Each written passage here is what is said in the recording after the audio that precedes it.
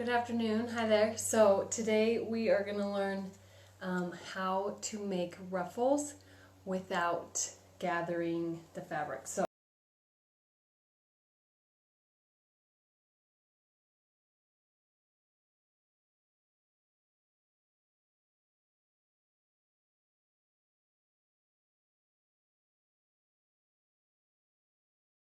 I'm going to show you the example right here. This is a sleeve. So this is my shirt. This is a sleeve. And see how there's a ruffle here? But if you look close, there are no gathers. But it is still a ruffle. And this is called a flared ruffle. So that is a flared ruffle where the end of the ruffle flares out. But you don't have to gather it to give it the ruffly effect. So I think technically it's called a flare and not a ruffle, but I've only seen everyone call it a ruffle. So we're going to call it a ruffle for the video just so that makes a little more sense and people can figure out, understand what I'm talking about. So I'm going to show you how to do it. So like or share this video if you are excited to learn this or if someone has been asking you and wants to learn. But I'm going to do, this is like jersey fabric. So I'm going to show you on jersey so you can see it on knit. And then I have just some simple quilting cotton. So I'm going to show you with both so that you can see the difference. And then I'll show you kind of how to finish the edges. So for the sake of time, I am using a permanent fabric marker just because it shows up better and it's quicker to use.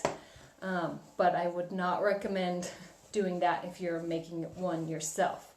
So the first thing you do is you get two circular objects. You can totally do this with a ruler or a, what are those things called where it goes like this and has a pencil and you can go around.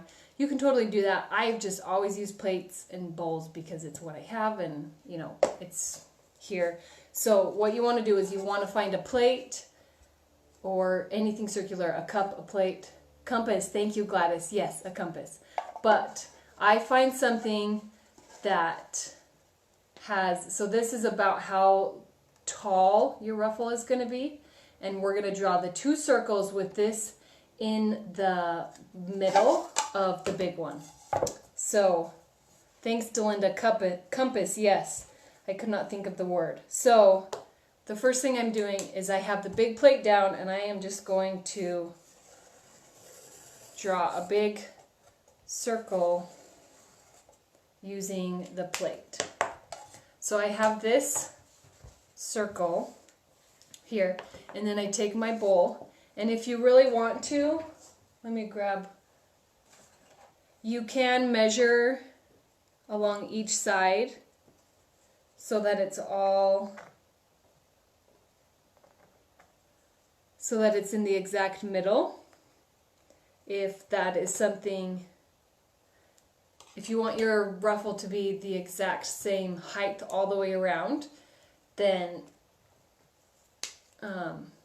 I would measure the four, what do you call that, north, south, the four sides so that you get it exactly in the middle. You can do that so that it's equal everywhere. So I drew two circles with my bowl and my spoon, and I measured it that the circle in the middle is the exact, it's in the exact middle. So now I'm going to quickly cut this out. You could also use a rotary cutter if you wanted, but I find circles to be, curves to be a little tricky to cut with rotary cutters. I feel like I'm better at using scissors. So that's what I'm going to use right now.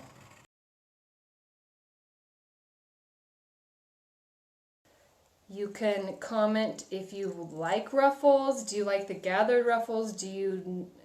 Are ruffles not even your style? I really love flared ruffles actually. I'm not a huge fan of the gathered ruffles, depending on the project, but I really, really love flared ruffles. I just think they're so pretty.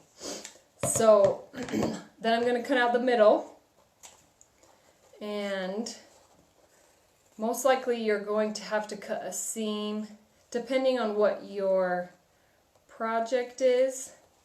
You will probably have to cut through your ruffle to make a seam.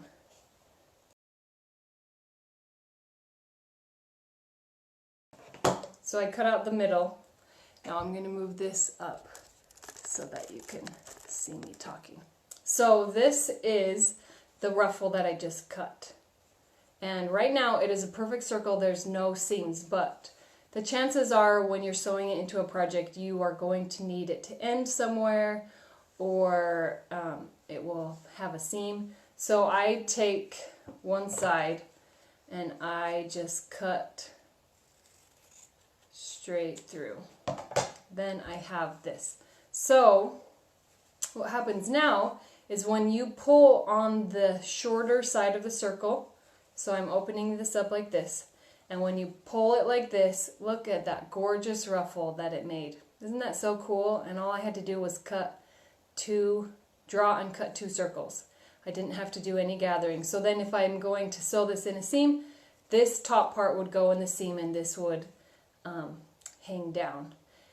And the smaller the inside circle, the more ruffled effect you will get.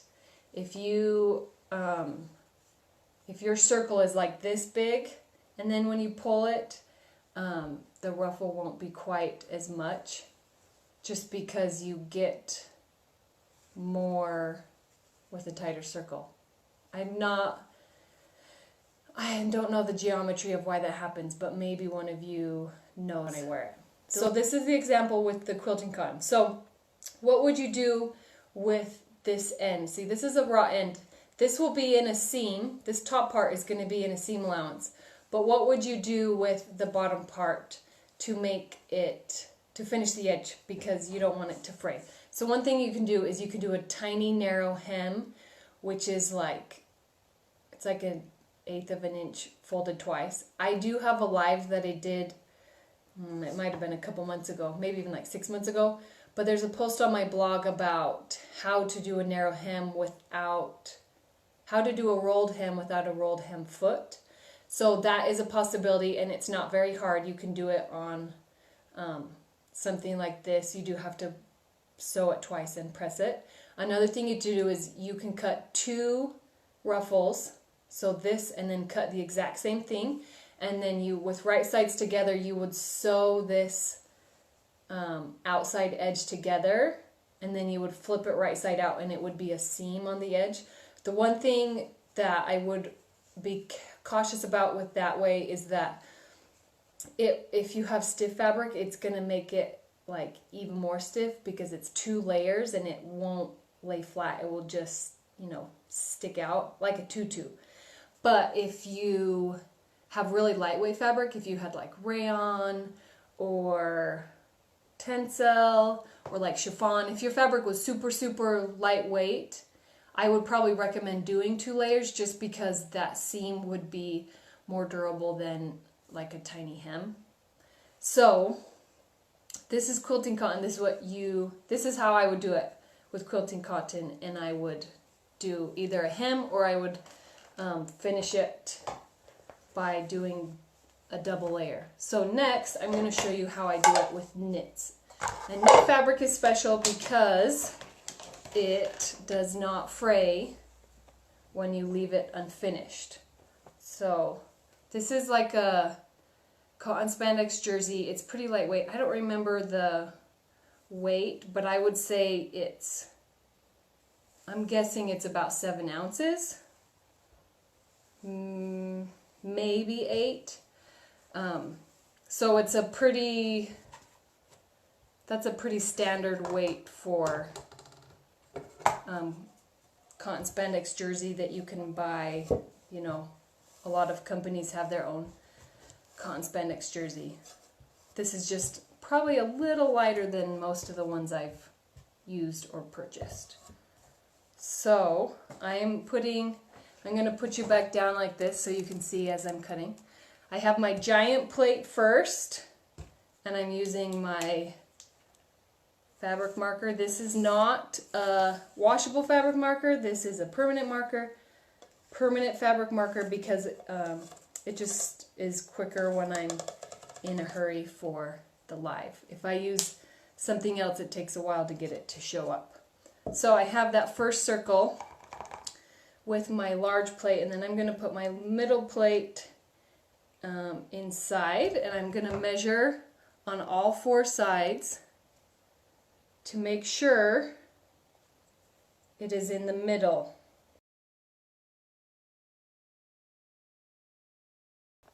I'm tracing like curves or circles, and I don't have a problem with any marker or marking tool I use like coming off the plate. I just make sure to wash it before we like eat off of it, but I usually don't really have a problem with the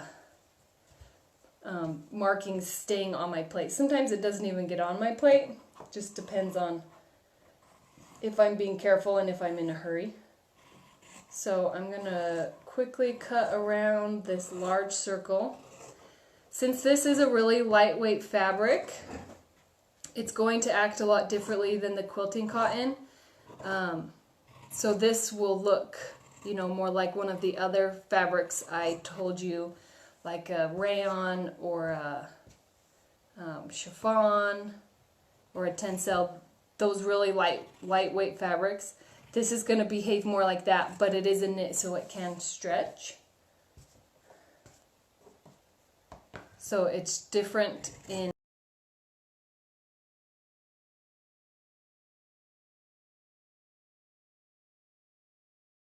flounce, I guess is another word for it that I didn't mention at the beginning.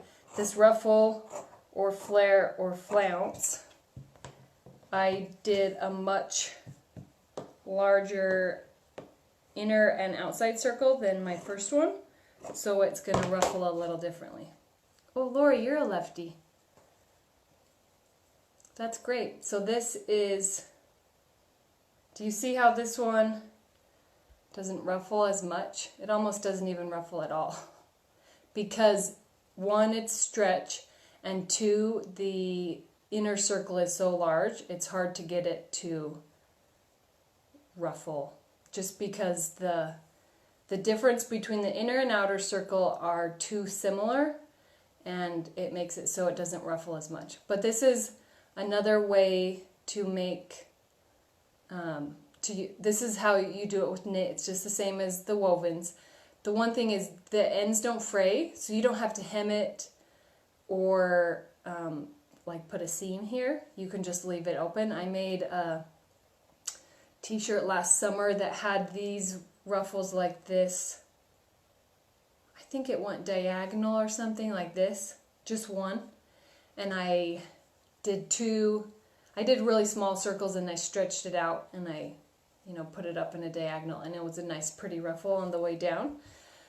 And I didn't finish the edge, I just let it be out. So it was a great way to add detail, but I didn't have to gather, and it wasn't that hard to add that in. The one thing, I specifically chose a striped fabric because I wanted to show you what the stripes look like when you do a flounce. So see how, I'm sorry that my light is making it a little bit reflective. So do you see how those stripes change direction? That is because it was cut on a circle, and those stripes are going in a different direction. So you can add really cool details if you have stripes and a curve like this that goes around. So I'm going to show you really fast before I jump off how to, like, I'm going to do the ruffle, the small ruffle on the knit fabric, so you can see that it works and that you can get a cool ruffle on knit.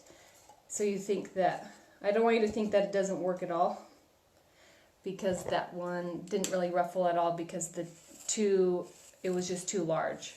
So the best thing, like I've done a couple of years ago, I think my sister did it. My sister made a swimsuit and she had ruffles, she had flounces like this going across her swimsuit, and I think what she did is she made her flounces, instead of having one that went all the way across, she had 2 or 3, so she used a lot of small circles to go across, and then it made a much stronger flounce instead of being really weak. So when I'm using a pattern and it does not have a flounce and I want to add one, what I do is I measure the seam it's going in. So when I did this shirt, I measured the hem, the bottom of the sleeve when it didn't have a flounce. I measured that distance, and then I take that measurement and I go through my cupboard and I find the inner plate or the inner bowl, whatever. The inner circle is going to be the same measurement as what it is on your pattern. And you use that for your inner circle measurement, and you have to wiggle a little bit for seam allowance because the seam allowance will need to come in a little bit. And then I find a larger circle to go out 2 or 3 inches to get my flounce. And that's how you add it to a pattern that doesn't have a flounce. You have to find your measurement and do a circle with that. So the circumference of the circle should be the same measurement as the same measurement as like the pattern piece it's going onto. So if you're going to do it at the hem of a skirt, then you need to find that measurement at the hem of the skirt, and then that's how you find your circle. Hi Lucy, what we're doing today is I'm showing you how to make a flounce. If you're just jumping on, anyone, I'm showing you how to make a flounce or a ruffle without gathering. So I'm sorry that my lights often make my fabric kind of reflective. So it's making this ruffle to sew on to a sewing project, but you don't have to gather the top. And what it is it's basically, I drew 2 circles, an inner circle and an outer circle, and then I cut it to get that beautiful flounce with all of those, flouncy things. So if I were to do a skirt, I would actually do 1 circle for the front. So the front hem of the skirt, I would make that 1 circle and make my flounce. And then the back skirt, I would use the back measurement and use that to do the inner circle to make another. So I would have 2 circles become 1 big flounce, because I'd want it to be really flouncy at the hem of my skirt.